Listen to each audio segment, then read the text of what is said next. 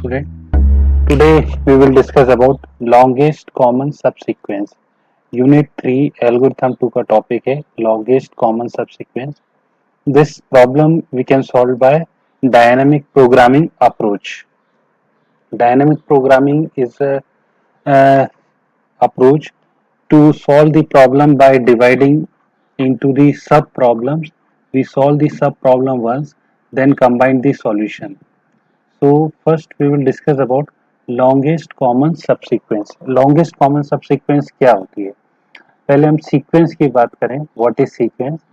So sequence is what any items or elements or values are stored in a container in particular order.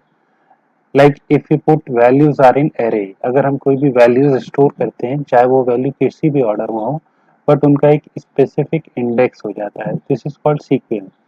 For example अगर हम आपके marks की बात करें कि आपके 5 सब्जेक्ट्स के मार्क्स हम एक एरे में स्टोर कर रहे हैं जिसमें कि पहले सब्जेक्ट्स के मार्क्स 50, दूसरे सब्जेक्ट्स के मार्क्स 48, तीसरे सब्जेक्ट्स के मार्क्स 35, फोर्थ सब्जेक्ट्स के मार्क्स 52 और फिफ्थ सब्जेक्ट्स के मार्क्स 68.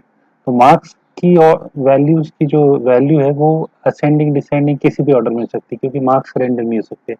लेकिन एक सीक्वेंस है कि पहला वाला जो वैल्यू है वो पहले सब्जेक्ट्स को बिलोंग करता है, दूसरी वैल्यू 48 जो है वो सेकंड सब्जेक्ट्स के मार्क्स है और थर्ड वैल्यू 35 जो है वो थर्ड, फोर्थ वैल्यू 52 जो है वो फोर्थ सब्जेक्ट्स और फिफ्थ 68 जो है फिफ्थ सब्जेक्ट. तो एक स्पेसिफिक ऑर्डर में ये वैल्यूज अरेंज है. अब हम सब सीक्वेंस की बात करते हैं. तो given a sequence x, x1, x2, xn and another sequence z, z1, z2, zk is a subsequence of x if there exists a strictly increasing sequence I1, I2 up to ik of indices of x such that for all j is equals to 1 to k. अगर हम x की जो values है उनमें से कुछ values को pick करें और एक नई सीक्वेंस बनाएं, लेकिन ध्यान रखें कि जो नई सीक्वेंस बनेंगी उनमें जो इंडेक्सेस होंगे x के वो हमेशा स्ट्रिक्टली इंक्रीजिंग ऑर्डर में ही रहेंगे. ऑर्डर हमें डिस्टर्ब नहीं करना है, लेकिन ये है कि हम बीच में से किसी भी वैल्यूज को ले सकते हैं जरूरी की कंटिन्यूस वैल्यू हो. जैसे सब स्ट्रिंग जो होता है वो कंटिन्यूस में होता है, बट सब सीक्वेंस में हम कोई भी वैल्यू ले सकते हैं. एक एग्जांपल देखें. सपोज x है सीक्वेंस जिसमें capital A B C B values repeat भी हो सकती है sequence B D A B. Total यहाँ पर 7 आइटम्स है और सबका एक अपना स्पेसिफिक ऑर्डर है. जैसे capital A first, B second, C third और एक और बी है वो fourth, D fifth, A six और एक और बी है जो 7 पोजीशन पे. अब इनमें से कुछ आइटम्स को हम पिक करें. जैसे ध्यान से देखिए, दूसरा आइटम बी, तीसरा आइटम सी और चौथा आइटम डी. यहाँ पर हमें लगातार लेने का जरूर कोई कंपल्शन नहीं. और एक और हमने आइटम दिया है बी. तो बी सी डी बी इनको लेके अगर हम एक सीक्वेंस बनाते हैं इसी ऑर्डर में, तो this is the subsequence of x.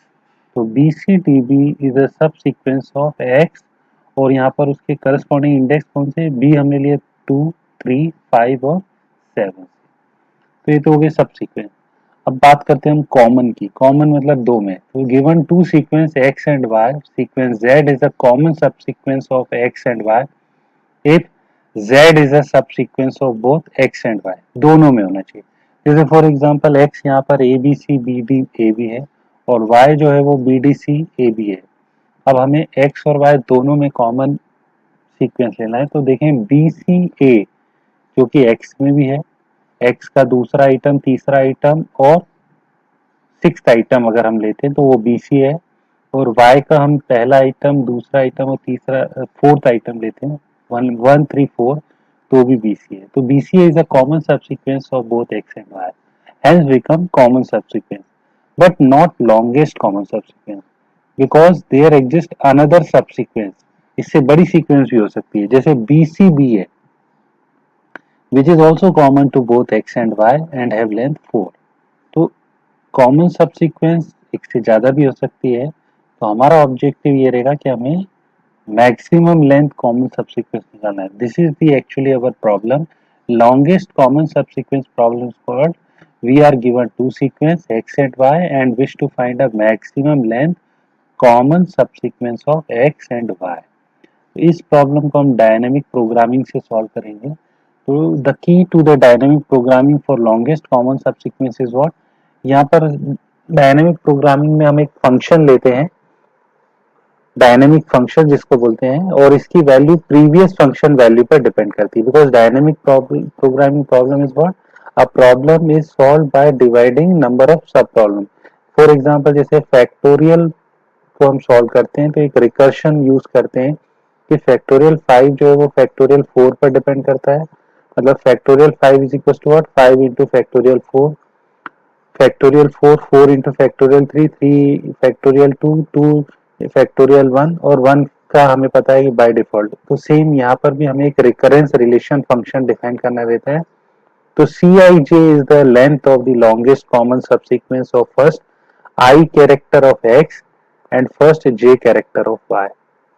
x के I कैरेक्टर और y के j कैरेक्टर में जो सबसे ज्यादा कॉमन कैरेक्टर है उसकी लेंथ को हम Cij से डिफाइन कर रहे हैं. Now say we have somehow computed the longest common subsequence of first I minus 1 characters of x and j minus 1 characters of y. That is we know ci minus 1 comma j minus 1. अगर हमें Cij निकालना है तो हमें ci minus 1 और j minus 1 पता होना चाहिए. उसी तरह जैसे फैक्टोरियल 5 निकालना है तो हमें फैक्टोरियल 4 पता होना चाहिए. तो हम इस इंफॉर्मेशन को यूज करेंगे. तो अगर ith character of x matches the jth character of y, then Cij क्या होगा, must be ci minus 1 comma j minus 1 plus 1. क्योंकि अगर ith कैरेक्टर मैच कर रहा है jth कैरेक्टर से तो पिछले कैरेक्टर जो मैच हुए होंगे, जो लेंथ आई होगी वो अब इंक्रीज हो जाएगी, प्लस 1 हो जाएगी. सपोज x के 3 कैरेक्टर हम ऑलरेडी पढ़ चुके हैं और y के भी हम 3 कैरेक्टर, और उन 3 कैरेक्टर में जो कॉमन है वो 2 लेंथ है मान लो, और हम x का चौथा कैरेक्टर और y का भी चौथा कैरेक्टर पढ़ रहे हैं और ये मैच करता है, तो जो लेंथ 2 थी अब वो लेंथ एक और इंक्रीज हो जाएगी क्योंकि ये कैरेक्टर भी मैच करता है. तो इसलिए फॉर्मूला हो जाएगा C I comma J is equal to C I minus 1 comma J minus 1 plus 1. लेकिन अगर कैरेक्टर मैच नहीं करता है तो उस केस में हमारे पास में अल्टरनेटिव ऑप्शन होंगे. The interesting case happen when the ith character of x does not match jth character of x. In this case we have one of two alternatives. We discard the ith character of x and carry on. या तो हम एक character x का छोड़ दें और आगे बढ़ जाएं. We discard the jth character of y, या हम y के कैरेक्टर को छोड़ के आगे बढ़ जाएं. मतलब दोनों ही केस में हमें i माइनस 1 j या i j माइनस 1. तो हम यहाँ पर कॉपी करेंगे C I J is equal to C I minus 1 comma j, और in the latter case C I J is equal to C I J minus 1. यहाँ plus 1 नहीं करेंगे, हम कैरी फॉरवर्ड करेंगे. अब हमारा ऑब्जेक्टिव मैक्सिमम लेंथ का है तो जो भी वैल्यू आएगी उसमें हम मैक्सिमम वैल्यू लेंगे. तो इस तरह हमारे पास एक रिफरेंस फॉर्मूला बन गया है. C I comma J is equal to 0, this is initial condition कि इफ आई इक्वल टू 0 और जे इक्वल टू 0, अगर हम x के i कैरेक्टर मतलब 0 कैरेक्टर लें और y के कितने भी कैरेक्टर लें तो क्या कुछ कॉमन निकलेगा, नहीं. या अगर हम x के कुछ कैरेक्टर ले लें और y का एक भी कैरेक्टर नहीं लें तो क्या कुछ कॉमन निकलेगा, नहीं. तो अगर i या j में से कोई एक भी या दोनों वैल्यू 0 होगी तो Cij हमारा 0 होगा. अगर x i की वैल्यू y j के बराबर होती है तो डायगोनल, ये ध्यान रखें अब आगे हम जब मैट्रिक्स पढ़ेंगे तो i माइनस 1 j माइनस 1 जो होता है वो डायगोनल होता है. तो यहाँ सी I minus 1 comma J minus 1 plus 1 करेंगे, डायगोनल्स में जो वैल्यूज है उसको प्लस 1. और अगर एक्स आई की वैल्यू वाई जे के बराबर नहीं है तो हम maximum C I J minus 1 C I minus 1 J लेंगे. Now how we can solve this problem. तो अब यहाँ एक एग्जांपल लेते हैं. एक्स हमने लिया है A comma B comma C comma B comma D comma A comma B, और Y B D C A B A. तो x के हम कैरेक्टर्स को रो वाइज लिख लेंगे. तो x के कैरेक्टर है A B C, B, D, A और बी। टोटल यहाँ पर x के 7 कैरेक्टर्स हैं। हमने 0 भी लिया है क्योंकि अगर हम x के एक भी कैरेक्टर नहीं लेते तो उसे भी शो करना है। सेम हम y के लिए लेंगे तो y हमारा b, d, c, a, b, a लेंगे और यहाँ j की वैल्यू 0, 1, 2, 3, 4, 5, 6।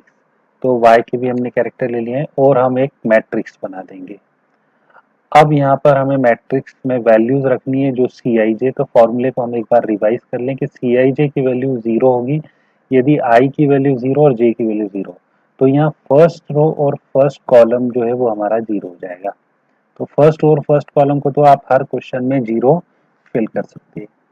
अब हमें x के एक एक कैरेक्टर को y के एक एक कैरेक्टर से मैच करना है और मैच होगा तो कंडीशन सेकेंड नंबर की, मिसमैच होगा तो कंडीशन सेकेंड। तो यहाँ हम स्टार्ट करते हैं। तो सबसे पहले हमने x का पहला कैरेक्टर जो है वो a, तो a को ले लिया हमने,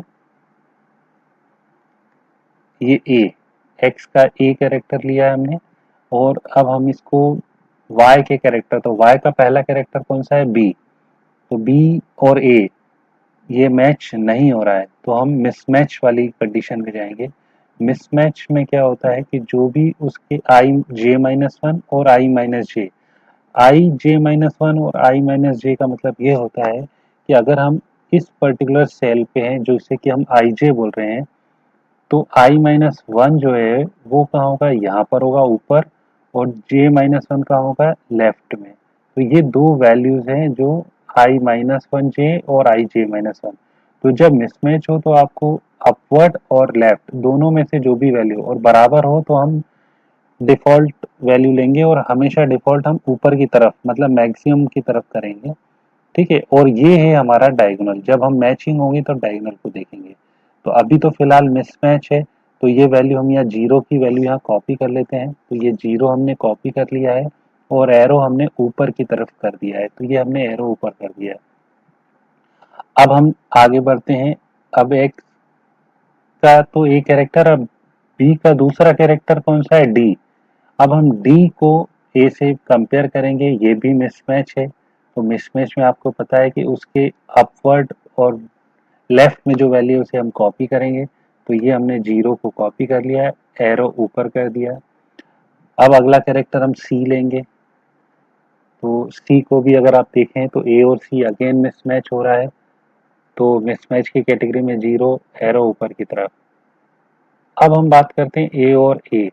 तो एक्स का पहला कैरेक्टर और ये देखिए बी का जो फोर्थ कैरेक्टर है ये मैच कर रहा है। तो मैच की कंडीशंस में हम क्या करते हैं, जो डायगोनल में वैल्यू है उसको +1 करना है। तो यहाँ 0 लिखा है तो यहाँ +1 करने पर क्या आ जाएगा, 1 आ जाएगा और एरो जो है वो डायगोनल की तरफ हम मार्क कर देंगे। ठीक है, अब अगला केस ले लेते हैं हम बी। तो अगर हम बी को कंपेयर करेंगे तो वो मिसमैच हो रहा है।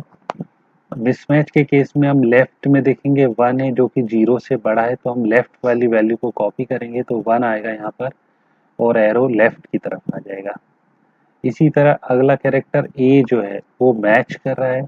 मैच के केस में हम लेफ्ट और राइट को, लेफ्ट और अप को नहीं देखेंगे। जब मैच होता है तब हम डायगोनल देखेंगे। तो डायगोनल तो यहाँ 0 है तो 0 + 1 कितना हो जाएगा, 1, और 1 को हम डायगोनल कर लेंगे। तो ये फर्स्ट रो हमने फिल कर दी है 0 और 1 से। अब हम आते हैं सेकेंड रो में। तो सेकेंड रो का जो एलिमेंट है वो क्या है, बी। ठीक है, सेकेंड रो का कौन सा एलिमेंट है, बी। बी को अब हम लेके चलेंगे और फिर वही y के एक एक कैरेक्टर से मैच करेंगे। तो y का जो पहला कैरेक्टर है b, ये तो मैच हो रहा है तो डायगोनल में 0 है। मैच के केस में हम क्या करते हैं, 0 + 1, 1 कर दिया, एरो डायगोनल कर दिया। इससे आपको पता भी रहेगा कि वैल्यू कहाँ से आई है और +1 करके आई है कि नहीं। नेक्स्ट हम डी ले लेंगे, दूसरा कैरेक्टर, ये मिसमैच कर रहा है। मिसमैच के केस में हम लेफ्ट वाली वैल्यू जो कि 1 है उसको कॉपी करेंगे और एरो लेफ्ट की तरफ कर देंगे। फिर अगला कैरेक्टर हम ले लेंगे सी। सी भी मिसमैच कर रहा है। मिसमैच मिसमैच के केस में 1 आ गया लेफ्ट की वैल्यू और लेफ्ट में एरो हो गया। अगेन नेक्स्ट कैरेक्टर कौन सा होगा, ए। बी ए के बराबर नहीं है, मिसमैच हो गया, वैल्यू 1। अब यहाँ 1 दोनों तरफ है, ये ध्यान से देखिए, ये भी 1 है, ये भी 1 है, तो हमें तो लिखना तो 1 ही है, लेकिन एरो डिफॉल्ट हम कहाँ देंगे, ऊपर की तरफ। अगला कैरेक्टर बी जो है वो मैच हो गया है। मैच के केस में ये जो बी कैरेक्टर है, बी और बी मैच हो रहा है, तो हम +1 कर देंगे 2 और एरो इस तरफ कर देंगे। फिर नेक्स्ट कैरेक्टर हमारा कौन सा हो जाएगा, ए। मिसमैच हो रहा है ये, तो सीधे हम वैल्यू जो लेफ्ट में 2 है उसको कॉपी करेंगे, एरो लेफ्ट कर देंगे। तो इस तरह हमारी सेकंड रो है। अब हम थर्ड रो पे आ जाते हैं। थर्ड रो हमारी सी है, तो सी पे देखें, सी और बी मैच हो रहा है क्या, नहीं हो रहा है। तो मैच नहीं हो रहा है, तो फिर हम मिसमैच के केस में वैल्यूज कॉपी करेंगे। 1 ऊपर वैल्यू है तो उसको लिया हमने। Next D, again mismatch, mismatch हो गया है, तो ये 1 आ गया है, एरो ऊपर। नेक्स्ट अब सी और सी मैच होगा, तो ये मैच हो गया है, तो डायगोनल में 1 + 1 कितना हो जाएगा, 2, एरो डायगोनल की तरफ। सी और ए, सी और ए जो है, ध्यान से देखें, सी और ए मिसमैच हो रहा है, तो वैल्यू 2 लेफ्ट की तरफ।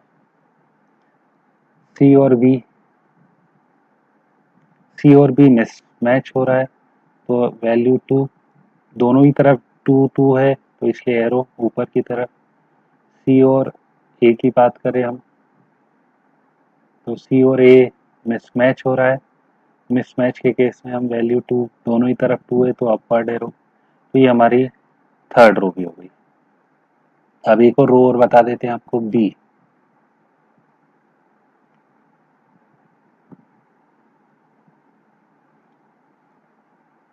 बी को ध्यान से देखें, तो बी, बी को कंपेयर करेंगे पहला वाला बी से, मैच हो रहा है। मैच के केस में वही डायगोनल को +1 करा हमने, बी विद डी करा हमने, डी से मिसमैच हुआ है, तो दोनों ही तरफ 1 है, कॉपी कर लिया हमने 1, एरो ऊपर की तरफ। बी और सी मिसमैच हो रहा है, मिसमैच के केस में वैल्यूज कॉपी होगी, ऊपर वाली वैल्यू बड़ी है तो 2 ले लेंगे हम, एरो ऊपर की तरफ। अब बी को किससे कंपेयर करेंगे हम, ए से,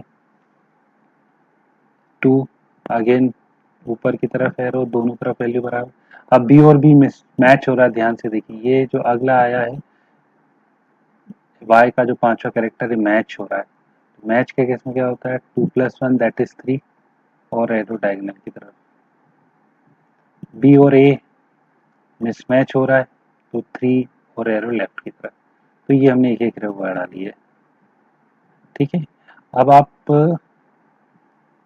इसको एक बार नोट करें, वीडियो को पॉज करें, और by self you can solve remaining entries. बाकी एंट्रीज को आप सॉल्व करके देखें।